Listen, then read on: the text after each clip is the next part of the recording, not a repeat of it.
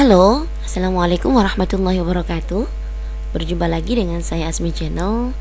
Kali ini, di video kali ini ya teman-teman, saya akan mencoba menjawab dari salah satu pertanyaan teman kita ya, tentang kalau saya lulusan SMA atau SMK, formasi apa yang sesuai dengan ijazah saya, seperti itu. Oke, tidak lama-lama ya, langsung saja kita ke fokus pembahasannya. Oke.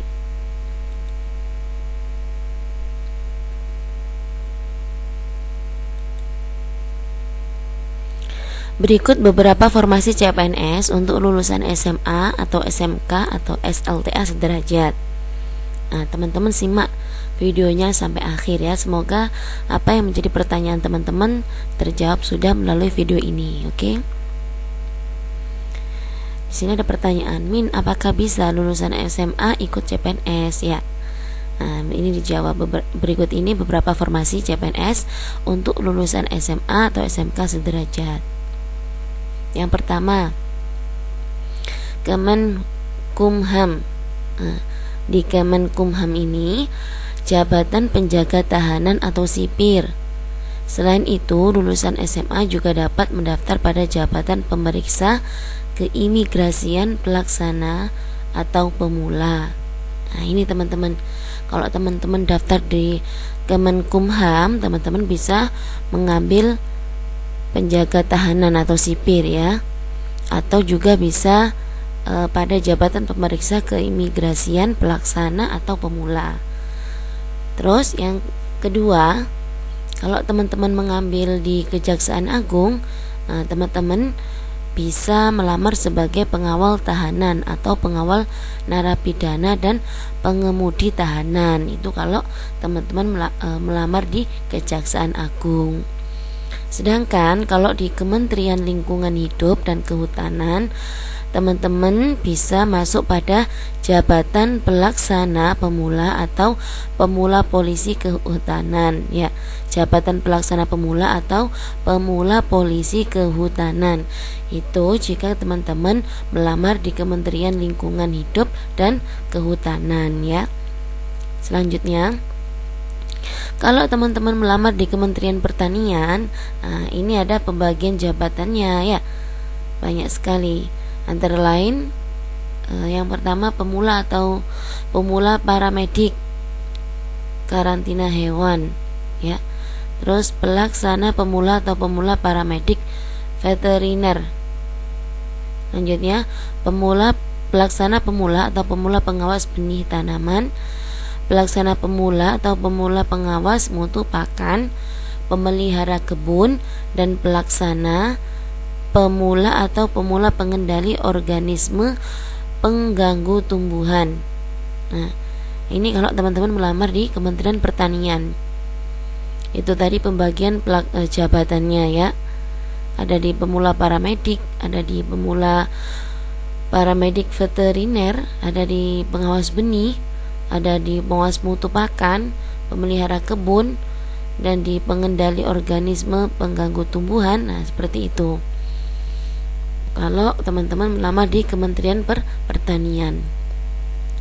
Sedangkan kalau teman-teman melamar di Kemendikbud ya, jabatan yang diperoleh bisa di pengadministrasi keuangan, teknisi laboratorium, teknisi pemetaan dan penggambaran, 6 formasi. Nah, ini jika teman-teman melamar di Kemendikbud ya.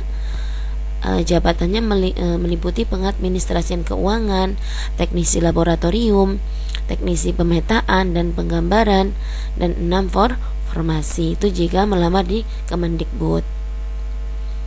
Nah, kalau untuk melamar di BIN ya, posisi atau jabatan yang akan ditawarkan adalah sebagai peranata komputer pelaksana pemula.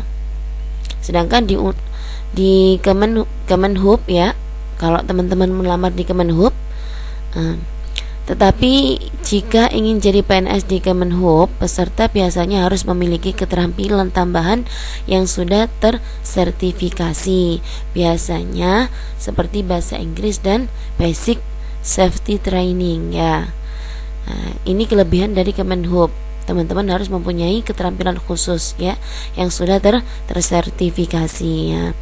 Sedangkan untuk CPNS di tahun 2021 ataupun 2022 formasi resmi dari BKN belum keluar. Semoga saja untuk formasi di atas banyak dibutuhkan tahun ini.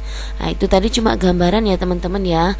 Sedangkan untuk informasi selengkapnya seperti apa, kita tunggu saja informasi resmi dari BKN. Semoga saja formasi yang kita bahas di awal tadi ya, semoga saja banyak yang dibutuhkan, sehingga kalau banyak yang dibutuhkan, insya Allah di rekrutmen CPNS di tahun 2021 insya Allah banyak yang dibuka seperti itu.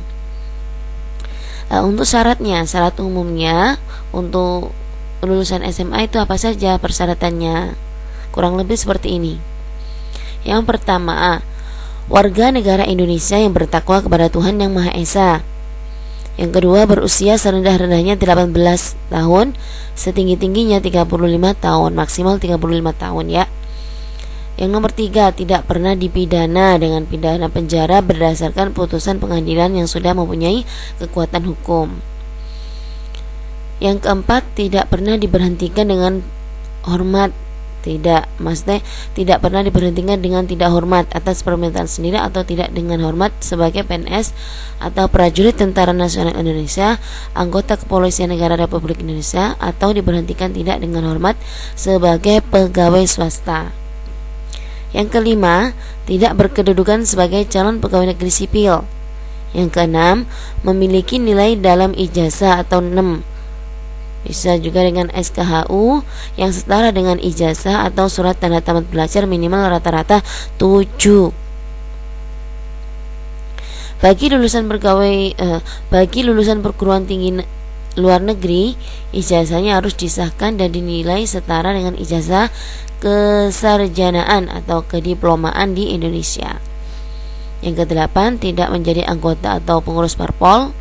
Yang kesembilan, memiliki kualifikasi pendidik sesuai dengan persyaratan jabatan.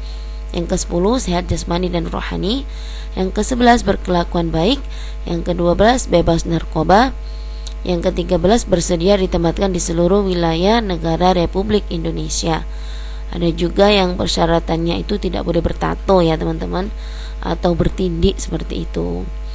Nah, itu tadi beberapa persyaratan umum untuk bagi lulusan SMA atau SMK ya. Untuk persyaratan khususnya insya Allah tidak jauh berbeda dengan yang formasi umum lainnya ya. Oke, itu tadi teman-teman informasi yang dapat saya sampaikan. Semoga apa yang saya sampaikan ini dapat memberi manfaat buat teman-teman semua ya. Kalau memang video ini kalian anggap bermanfaat, jangan lupa di-share ke teman-teman yang lain.